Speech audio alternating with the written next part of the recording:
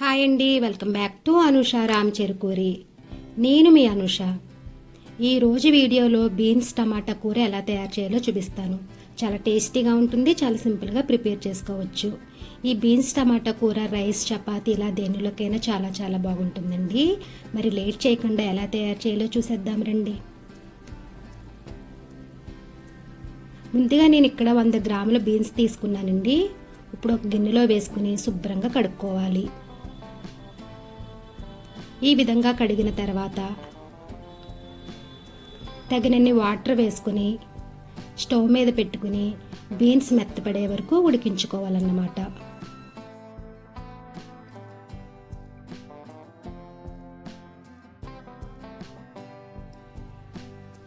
ఇప్పుడు ఇందులో కొంచెం ఉప్పు వేసుకుని బీన్స్ని మెత్తగా అయ్యే వరకు ఉడికించుకోవాలి.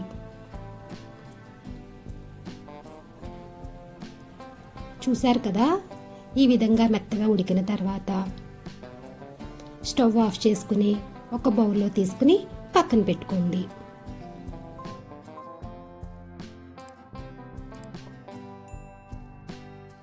ఇప్పుడు స్టవ్ ఆన్ చేసి ప్యాన్ పెట్టుకుని 3 టేబుల్ స్పూన్ల నూనె వేసుకోవాలి.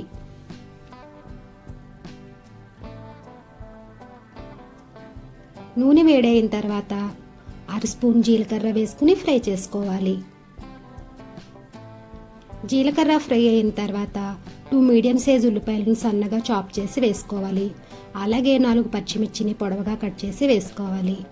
తర్వాత కొంచెం కరివేపాకు వేసుకుని ఉల్లిపాయ ముక్కల్ని లైట్ గోల్డెన్ కలర్ వచ్చే వరకు ఫ్రై చేసుకోవాలన్నమాట.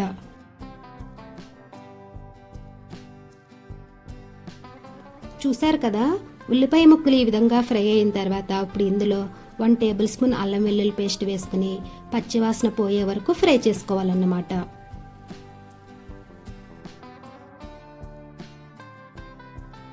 అల్లం వెల్లుల్లి పేస్ట్ ఇలా వేగిన తర్వాత ఇప్పుడు ఇందులో 2 మీడియం సైజ్ టమాటాలను ఇలా ముక్కలుగా కోసి వేసుకోవాలి.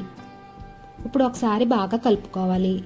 ఇలా కలుపుకున్న తర్వాత ఇప్పుడు ఇందులో 1/2 టీ స్పూన్ పసుపు, రుచికి సరిపడా ఉప్పు వేసుకుని అంతా బాగా కలిసేలా కలుపుకుని మూత పెట్టి టమాటా ముక్కలను సాఫ్ట్గా అయ్యే వరకు మగ్గించుకోవాలన్నమాట.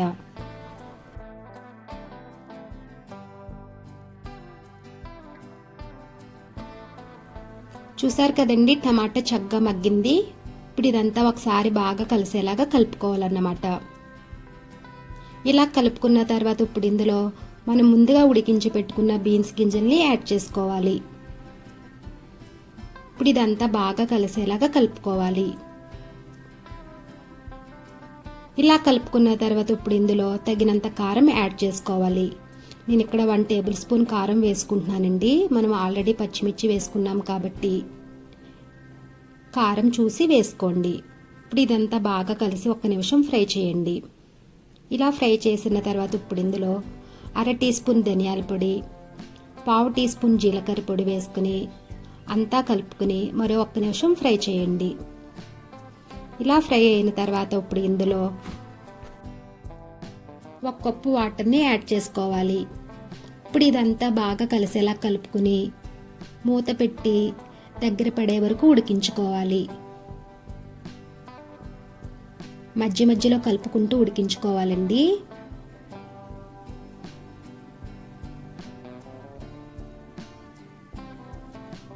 ఇప్పుడు అంతా ఒకసారి బాగా కలుపుకుని ఇందులో 1/2 టీ స్పూన్ గరం మసాలా వేసుకుని ఒకసారి బాగా కలిపి మూత పెట్టి మరో 5 నిమిషాలు దగ్గర పడే వరకు ఉడికించుకోవాలన్నమాట.